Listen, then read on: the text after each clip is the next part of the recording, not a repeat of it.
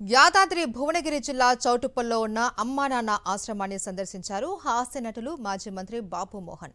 కొడుకు పవన్ బాబు Mohan charitable trust జ్ఞాపకార్థం పేద విద్యార్థులకు విద్య, వైద్యం, ఆర్థిక సహాయం అందించేందుకు పవన్ బాబు మోహన్ ట్రస్టును ఏర్పాటు చేశారు.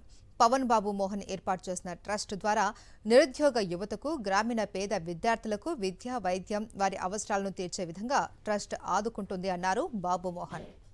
పవన్ బాబు మోహన్ చారిటబుల్ ట్రస్ట్ అని పెట్టాలనుకున్నాము. ఇది ఎప్పుడో అనుకున్నాం, కానీ 50 ఏళ్ల క్రితం అనుకున్నది నిన్న జరిగింది. అంటే 1 మంత్ అయింది అనుకోండి, ట్రస్ట్ రిజిస్టర్ అయ్యి నిన్న లాంచింగ్ చేశాను.